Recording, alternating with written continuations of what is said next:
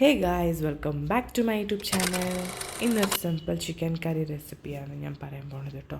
അതിലേക്ക് ആവശ്യമുള്ള ഐറ്റംസ് എന്ന് വെച്ചാൽ ഓണിയൻ വേണം, ടൊമാറ്റോസ് വേണം, marinated chicken which is our main ingredient വേണം, പിന്നെ മല്ലിയില, കറിവേപ്പില, ഗ്രീൻ ചില്ലീസ്, ഗാർലിക് ഇത്രയും വേണം.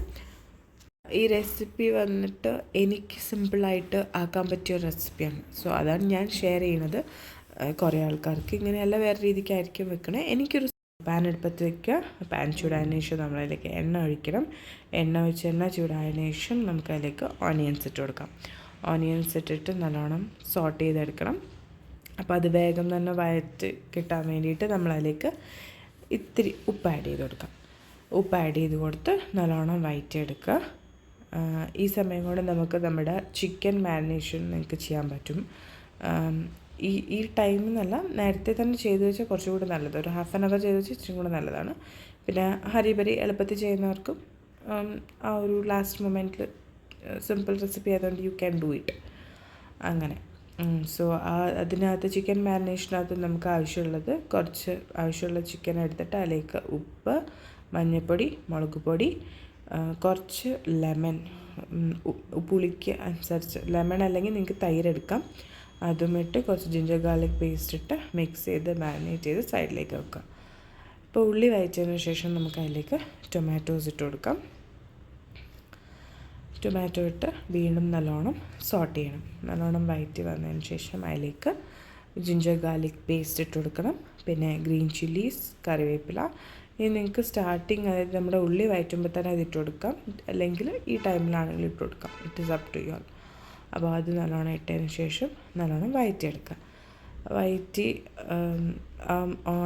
നമ്മുടെ ടൊമാറ്റോ ഒക്കെ ഒന്ന് നല്ലോണം വഴണ്ട് വന്നതിന് ശേഷം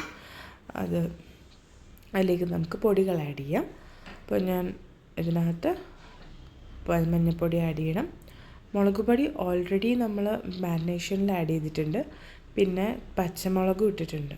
അപ്പോൾ എനിക്ക് സ്പൈസി ഇഷ്ടമായതുകൊണ്ട്, സ്പൈസി ഫുഡിലാണ് എനിക്ക് കുറച്ചും കൂടി ഇഷ്ടം. സോ അതുകൊണ്ട് ഞാൻ ഇത്രയും കൂടി മുളക് ഇട്ടിട്ടുണ്ട്. ചില ആൾക്കാർക്ക് ഈ മുളകിൻ്റെ ആവശ്യം ഉണ്ടാവില്ല, സ്കിപ്പ് ചെയ്യാം. പിന്നെ ആവശ്യത്തിന് ഗരം മസാല. ഇത് നല്ലോണം ഇട്ട് ഈ ഒരു മസാലേൻ്റെ ആ ഒരു പച്ച മണം ഉണ്ടാവും, ആ ഒരു മണമൊക്കെ മാറി വരാൻ വേണ്ടിയിട്ട് വെയിറ്റ് ചെയ്യാം. നല്ലോണം ഒന്ന് സോട്ട് ചെയ്യാം. അത് കഴിഞ്ഞിട്ട് നമ്മുടെ മെയിൻ ഇൻഗ്രീഡിയൻ്റ് ആയ ചിക്കൻ അതിലേക്ക് ഇട്ട് കൊടുക്കാം. ചിക്കൻ ഇട്ട് കൊടുത്തതിന് ശേഷം അതിനെ ഈ മസാല കൂട്ടിലോട്ട് നല്ലോണം ചിക്കൻ ഒന്ന് മിക്സ് ചെയ്തെടുക്കാം.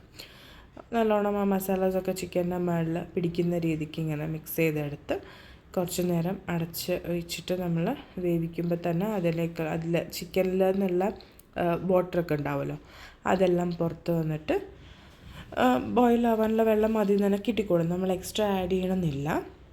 പക്ഷെ എനിക്ക് അതിൽ നിന്ന് വരുന്നത് അത് ബോയിലായി കഴിയുമ്പോഴത്തേക്കും അത് വെന്ത് കഴിയുമ്പോഴത്തേക്കും നമുക്കത് ഡ്രൈ ആയിപ്പോകും. സോ അത്രയ്ക്ക് എനിക്ക് ഡ്രൈ ആവണമെന്നില്ലായിരുന്നു. സോ ഞാൻ എന്ത് ചെയ്തു, എക്സ്ട്രാ കുറച്ചും കൂടി വെള്ളം ഈ ടൈമിൽ തന്നെ ഹോട്ട് വാട്ടർ ആഡ് ചെയ്ത് കൊടുക്കുക. നമുക്ക് ആവശ്യത്തിന്. എനിക്ക് ടു തിക്കും വേണ്ട, ടു ലൂസും വേണ്ട, ഒരു മീഡിയം കൺസിസ്റ്റൻസി വേണമായിരുന്നു. സോ ഞാൻ ആവശ്യത്തിന് വെള്ളം ഒഴിച്ചു കൊടുത്തിട്ട് വീണ്ടും നല്ലോണം തിളപ്പിക്കാൻ വെച്ചിട്ടുണ്ട്. അതായത് ചിക്കൻ നല്ലോണം കുക്കായി കിട്ടാൻ വേണ്ടി. അപ്പോൾ നമ്മുടെ ചിക്കൻ അങ്ങനെ അങ്ങ് തിളച്ചുകൊണ്ടിരിക്കുകയാണ്.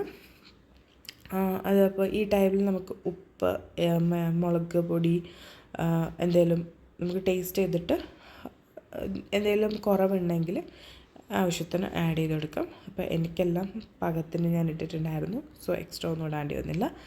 ലാസ്റ്റ് എല്ലാം പാകമാണ്, ഓക്കെ ആണെന്ന് കഴിഞ്ഞ് കഴിഞ്ഞാൽ ലാസ്റ്റ് നമുക്ക് അതിലേക്ക് മല്ലിയില ഇട്ട് കൊടുക്കാം. എന്നിട്ട് നല്ലോണം മിക്സ് ചെയ്ത് സെർവ് ചെയ്യാം. അത്രയേ ഉള്ളൂ. സോ ഇന്നത്തേക്ക് ഇത്രയേ ഉള്ളൂ. Do like, share, subscribe. By.